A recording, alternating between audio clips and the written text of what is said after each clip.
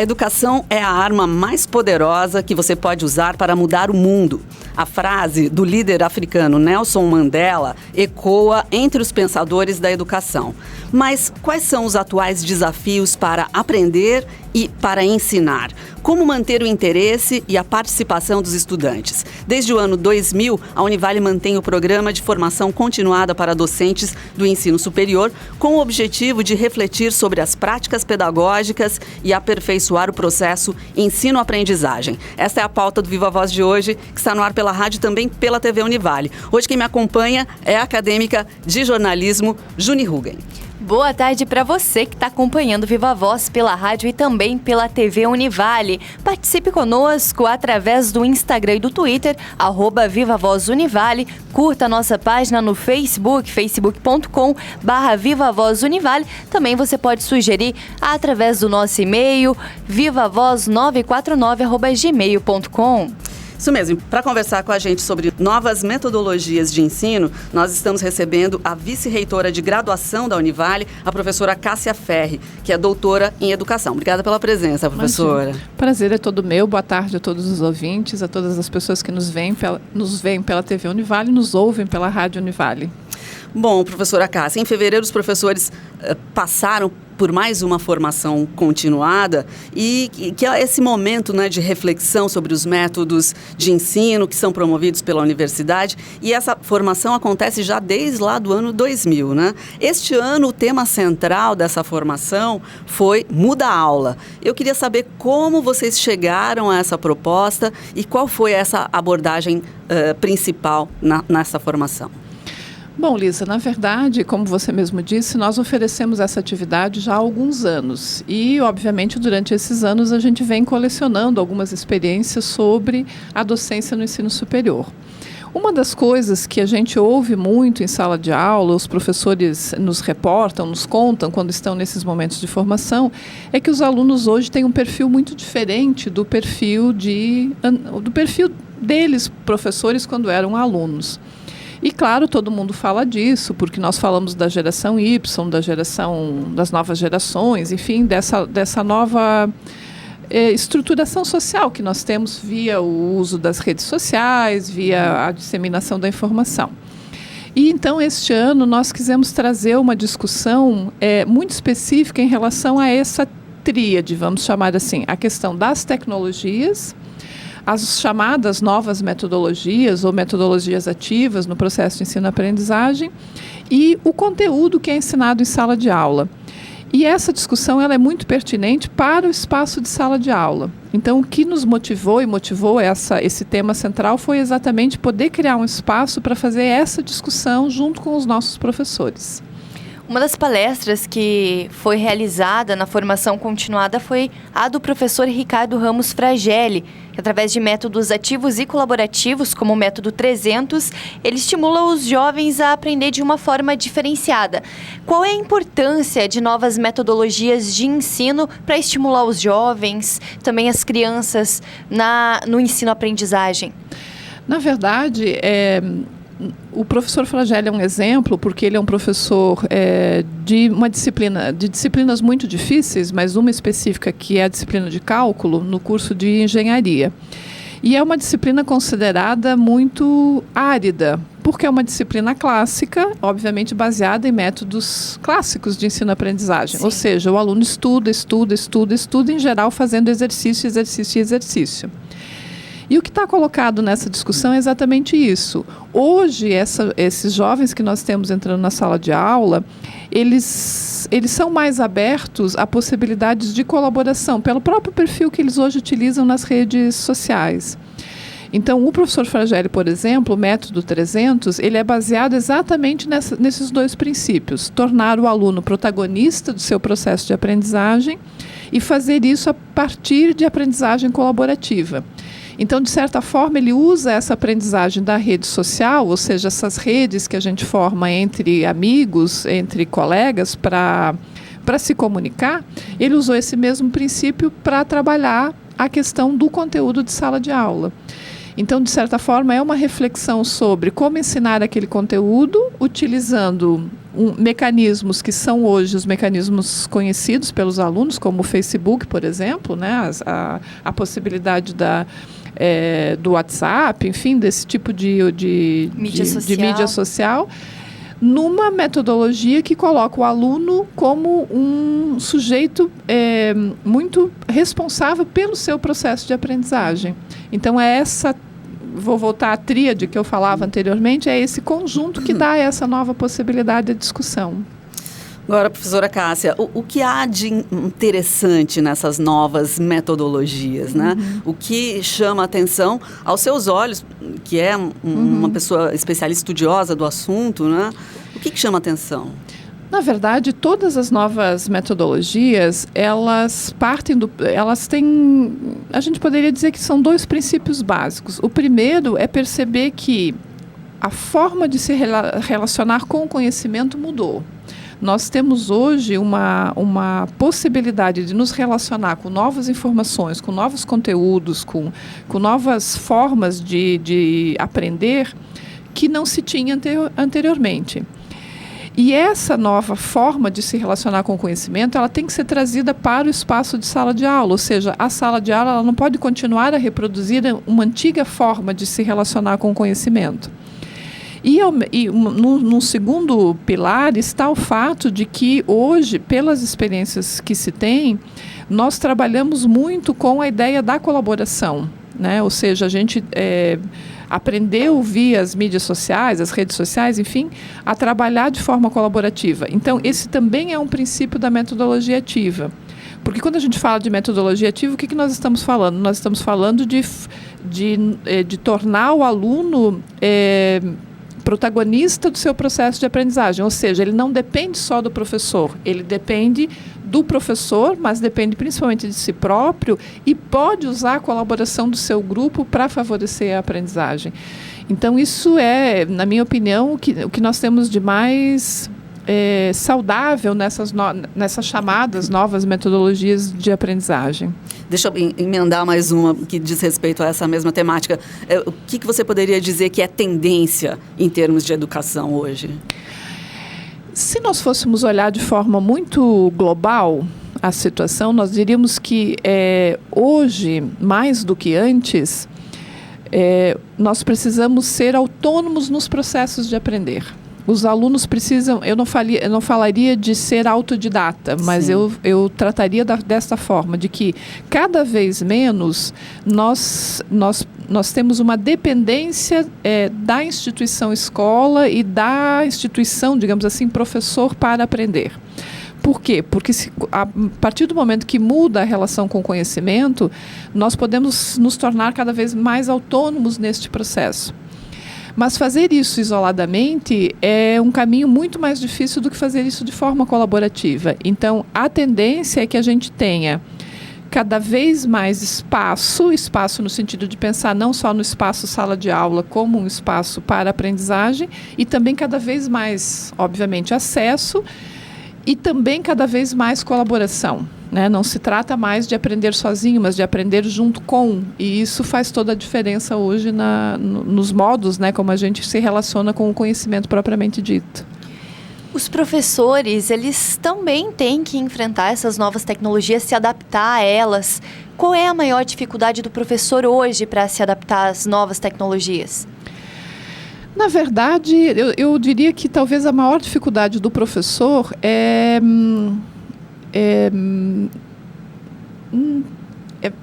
entrar nessa compreensão, né? Ele criar esta consciência. Porque, em geral, nós temos uma tendência que não é só do professor, mas o professor também tem essa tendência de achar que os alunos dele aprendem como ele aprendeu. Né? Essa é uma marca. Né? Em geral, quando a gente pergunta assim, como é que você aprendeu a ser professor? Eles respondem, eu faço na sala de aula o que os meus professores faziam comigo e eu gostava, e eu evito aquilo que os professores faziam comigo e eu não gostava. Né? Então, em geral, o espelho do professor era a sua própria aprendizagem. E a tendência é ele achar que os alunos aprendem da forma como ele aprendia. Então, hoje, para que o professor se liberte dessa ideia, ele tem que criar uma consciência de que ele não pode mais usar este espelho, porque senão ele está dando um passo para trás. Ele precisa olhar para o futuro. E aí poder perceber que, claro, ele também precisa aprender as novas tecnologias, ele também precisa lidar com redes de colaboração, com redes sociais, ele também precisa aprender utilizar novas plataformas, acessar novos mecanismos. Na verdade, sem necessariamente achar que isso substitui ou deixa de lado a velha forma de aprender com o livro, a velha forma de aprender com a biblioteca, enfim. Não é uma substituição do livro ou das velhas formas de aprender por novas, mas como tornar essas duas coisas mais atrativas para esse aluno, né? Porque também o receio dos professores é dizer que então agora não dá mais para usar o livro, porque os alunos têm dificuldade de ler, etc. E não é isso, né? Na verdade, tem que fazer esse equilíbrio. E essa provavelmente é a maior dificuldade que os professores têm para se adaptar a esse novo movimento. Ainda falando de tecnologia, eu acho que é isso que tem encantado muito essas novas gerações e tal. E a gente está aqui com a Juniette, que com certeza faz parte dessa geração, né? De que maneira essas novas tecnologias podem realmente ser aliadas ao ensino, né? Porque em alguns momentos elas podem atrapalhar. É lógico que nenhum professor quer uma turma que está conectada ao seu celular, discutindo outras temáticas que não são as da aula, né? Como pensar isso dentro da universidade, professora Cássia?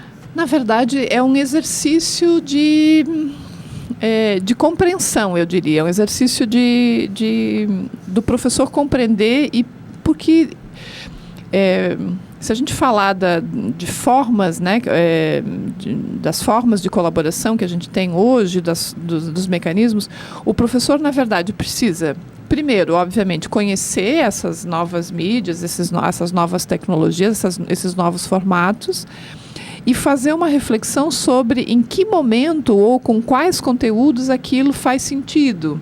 Porque, obviamente, nem tudo serve para tudo. Sim. Não dá para imaginar que vai dar para usar as mesmas formas o tempo inteiro. Mas esta reflexão, mas aqui eles poderiam estar fazendo um grupo para ajudar a resolver um exercício e poderiam, para isso, usar uma rede social. Por que não pode? O que pode, né? Onde é que está a adaptação disso? Então, na verdade, é um exercício que o professor precisa fazer, encarando a tecnologia ou o uso, né, dos celulares, enfim, de tudo que dos tablets e tudo que a gente dispõe, não como inimigo, mas sim como aliado. Então, tu tem que olhar e pensar o que é que eu posso fazer para engajar, né? Eu costumo dar um exemplo, talvez até um pouco simplório, mas é aquela situação de que os alunos não copiam coisas do quadro, por exemplo. Eles tiram uma foto com o celular, né? Sim. Ao invés de obrigar porque eles estão tirando uma foto com o celular, a minha criatividade tem que ser: como é que eu vou fazê-los utilizar esta foto? Né? E aí, como é que essa foto precisa vir de volta para a sala de aula, para o processo de aprendizagem que você está promovendo? Porque ninguém mais vai tirar os celulares das mãos dos alunos e ninguém vai tirar as possibilidades. E nós nem gostaríamos que isso acontecesse. Imagine não ter hoje, né, mais essas questões. Seria impossível. Então, a pergunta tem que ser o contrário. A pergunta não pode ser: eu vou proibir de tirar a foto. A pergunta tem que ser: como é que eu vou fazer para utilizar esta foto no processo de aprendizagem? Então, exige reflexão, claro, mas exige principalmente não encarar as novas tecnologias como inimigos, e sim como fontes de possibilidades, de oportunidades, né? Muito interessante, ok. Nós precisamos fazer um intervalinho, mas já voltamos a conversar sobre novas tecnologias, novas metodologias de ensino com a professora Cássia Ferri.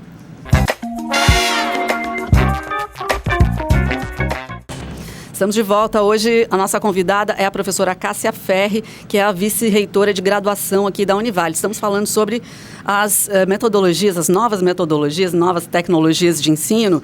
E eu queria pedir, aproveitando essa abertura, pedir que você comentasse sobre algumas delas. Quais metodologias têm chamado a sua atenção, Cássia? Hoje em dia, assim, nas discussões, se a gente for olhar as revistas de ensino superior e conversar um pouco, olhar um pouco para os temas que vêm sendo debatidos nos grandes eventos, a gente vai encontrar coisas específicas, talvez, com formas como, por exemplo, a Blended Learning, né, ou a Flipped Classroom, ou o PBL, que é uma outra forma de metodologia ativa. Mas nesse conjunto existem muitas, né? Existe um conjunto muito grande. Esses conceitos, né, por exemplo, o conceito de Flipped Classroom, na verdade, é um conceito que a gente traduz no Brasil como classes invertidas, né? Classes invertidas, na verdade, é só essa relação não de um professor que passa o conhecimento, mas de um aluno que aprende a aprender, né? Então, na verdade, é essa forma de pensar. Blended Learning é um conceito também bastante amplo e tal, mas que a gente poderia aqui traduzir dizendo que é a ideia de um ensino que a gente chamaria de misto, ou seja, que usa todas as formas de comunicação, de tecnologias de informação e de comunicação para o espaço de sala de aula. É um aproveitamento do que a gente sabe, já aprendeu com a educação à distância e daquilo que a gente sabe, já aprendeu com o ensino presencial. Então, a ideia de você reunir tecnologias de informação e de comunicação, não só para o ensino à distância, mas também fazer uso disso no cotidiano da sala de aula, etc. PBL, por exemplo, é uma prática mais específica, né, que é a prática de trabalhar com uma metodologia de problemas, né, uma aprendizagem baseada em problemas, que também daí é uma metodologia específica. E assim haveriam outras que a gente poderia estar citando. Essas talvez sejam as mais conhecidas, assim, as que a gente vê mais citadas nas revistas e nos eventos. Todas elas, ou enfim, qualquer uma dessas abordagens, elas partem deste princípio de que o que está mudando é a relação do aluno com o conhecimento, é essa nossa relação com o conhecimento, que precisa ser trabalhado de forma mais ativa, e o aluno não mais como aquele sujeito que recebe a informação do professor, mas aquele sujeito que constrói, que é ativo, que busca e que vai, inclusive, para além daquilo que obtém em sala de aula com a mediação do professor, né? Os professores, eles iniciam o ano letivo antes dos alunos, né? E aqui na formação continuada da Univale, eles elaboraram um projeto pedagógico. O que é esse projeto pedagógico e como é importante eles estarem envolvidos no projeto pedagógico? A gente costuma dizer que o projeto pedagógico é o registro dos principais objetivos do curso, porque um projeto pedagógico nada mais é do que você organizar o percurso que o aluno vai realizar dentro do curso. Sim. Por quê? Porque a gente precisa compreender que aluno nós queremos formar. Então, por exemplo, uma das primeiras coisas que se define no projeto pedagógico é o perfil do egresso, ou seja, quando o aluno se formar, quando ele chegar lá no final, que características de aluno nós desejamos para aquele curso, para aquele profissional? Bom, então nós queremos um aluno com este perfil. Muito bem, como é que se chega a este perfil? Então, o projeto pedagógico ele precisa desenhar este percurso. Como é que esse percurso é desenhado? Com a organização da matriz curricular, das disciplinas, o que é que vem primeiro, o que é que vem depois, onde é que vai entrar o estágio, quando é que o aluno vai começar a se ambientar, quando é que vai fazer uso do laboratório. Mas também entram decisões do tipo assim, qual é a ementa de cada uma das disciplinas? Porque isso exige, nesse vasto mundo que nós temos de conhecimento, exige uma seleção. E esta seleção ela não pode ser aleatória, não pode ser da cabeça do professor, eu acho que isso é importante. Não, a gente tem que pensar assim, o que é importante para o perfil do aluno que eu quero formar lá no final do curso. Sim. Então, esse trabalho, que aqui eu falando pode até parecer simples, mas na verdade ele é um conjunto de tomada de decisões que é bastante difícil, porque implica em você selecionar conteúdos, ou seja, do universo do conhecimento, você selecionar quais serão os conteúdos que você vai tratar em sala de aula, quando você vai fazer isso, no sentido de definir se é primeiro período, segundo, terceiro, quarto, quinto período, quando é que quando é que o aluno vai entrar para estágio, por exemplo, quando é que ele estaria apto para o estágio, como é que esse estágio vai ser feito, se vai ter um trabalho de conclusão de curso, como é que esse trabalho vai ser feito. que disciplinas vão ter carga horária prática, que disciplinas vão ter carga horária mais teórica, enfim, é um conjunto de decisões que todos os professores que atuam no curso deveriam participar, pois afinal de contas nós estamos falando da própria atuação dele todos os dias. É o que ele vai fazer durante os 18 encontros do semestre. Então, é claro que a importância da participação do professor é total, é imensa, né? E nós desejaríamos que todos participassem com muita responsabilidade e compromisso, porque isso define os rumos que o curso dá na formação dos seus alunos. Agora, Cássia, você como vice-reitora na área de graduação, é responsável por pensar em tudo isso para a universidade inteira, né? Então, a gente imagina que seja uma tarefa imensa.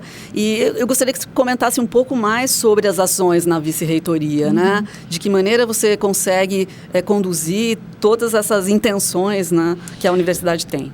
Na verdade, a gente conta, obviamente, com um grupo de colaboradores, né? Essa tarefa do projeto pedagógico, essas definições todas, claro, são muitas atividades, mas essa organização toda nós temos na vice-reitoria de graduação uma gerência que se chama Gerência de Ensino e Avaliação, que faz esse processo de organização.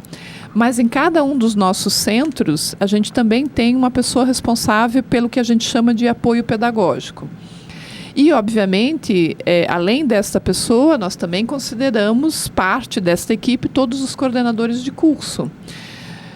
E também os núcleos docentes estruturantes, porque em cada curso existe um NDE, que é o núcleo docente estruturante do curso. A principal tarefa do NDE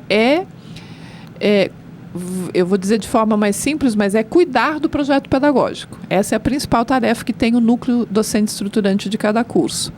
Então, na verdade, se a gente fosse analisar, cada curso tem um NDE formado por aproximadamente 5, 6 professores, existe a coordenação, existe os profissionais, os professores responsáveis pelo apoio pedagógico e a gerência de ensino e avaliação. E é esta rede que favorece que a gente consiga, digamos assim, realizar esse trabalho, né?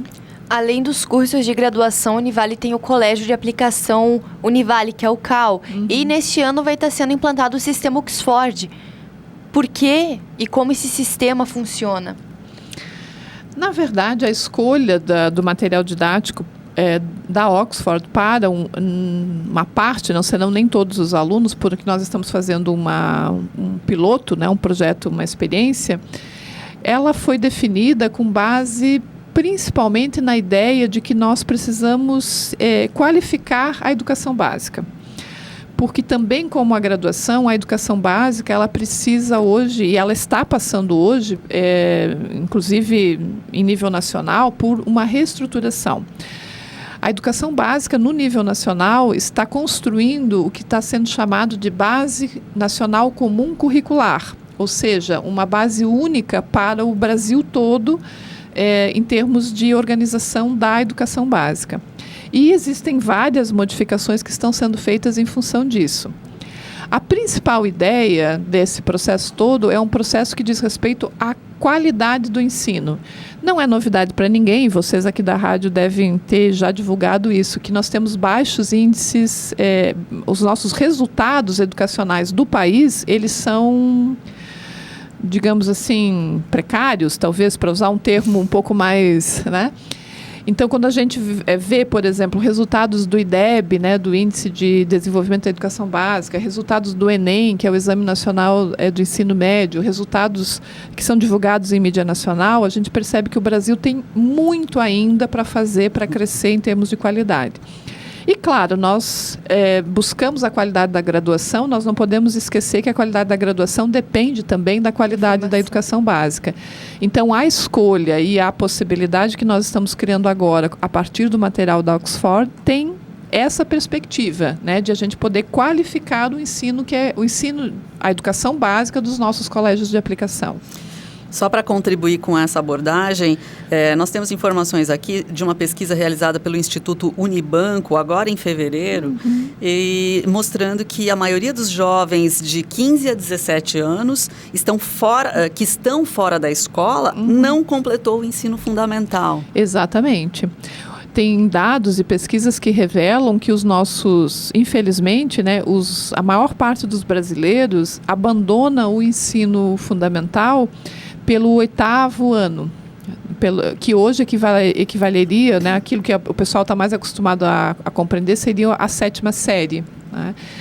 Então, eles não completam o ensino fundamental e, consequentemente, não chegam ao ensino médio. Bom, daí não precisaríamos nem falar do ensino superior, né? Por isso que nós só temos uma participação dos jovens de 18 a 24 anos de 13% em nível nacional no ensino superior. Então, há um abandono muito precoce da escola. Muito ocasionado em função da forma como o ensino básico estava organizado no país e que agora tenta se reorganizar. Né? Acho bacana pegar essa linha para a gente pensar, inclusive, na sua própria formação, né, Cássia?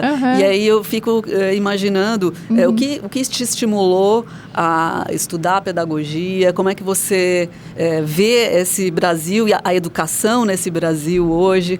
O que te levou a essa carreira, Cássia? Olha, eu acho que eu tenho uma convicção, né, que em algum momento da minha história se deu por alguma situação de que é possível ensinar tudo a todos. Então, isso pode parecer um pouco utópico, mas é uma crença na possibilidade que a escola tem de ensinar as pessoas a pensar. E eu acredito fundamentalmente nisso. Eu acredito que a escola ela faz uma diferença imensurável na vida das pessoas, na forma como as pessoas organizam a sua forma de pensar. Então, acreditar ou buscar uma qualidade na educação, uma qualidade no ensino, particularmente, se eu levar a fundo esse pensamento, o que eu estou querendo é que as pessoas sejam pessoas melhores. E quando a gente fala em pessoas melhores, a gente está falando em pessoas mais solidárias, em pessoas que tenham mais compreensão do seu ao redor, com as outras pessoas e com o meio ambiente, porque você isso não é só uma questão, como diria meu professor Paulo Freire, né? Não é só uma questão de você fazer campanhas, é preciso que a pessoa se conscientize, né? E o Paulo Freire tem uma frase num dos livros dele que diz: ninguém educa ninguém e ninguém se educa sozinho. Os homens se educam mediatizados pelo mundo. E eu acredito muito nisso. Eu acho que as pessoas dependem umas das outras para se tornarem pessoas melhores. E, sem dúvida, a educação é este caminho. E é por isso que eu sou pedagoga e é por isso que eu sou professora. Muito bom. Eu acho que a gente precisa terminar. Muito legal a sua fala, Cássia, mas vamos estender alguns segundos para você cumprimentar, então, a comunidade acadêmica que está de volta às aulas. É ou não é? Preparada, Juniette? Com certeza. Segunda-feira, dia 29.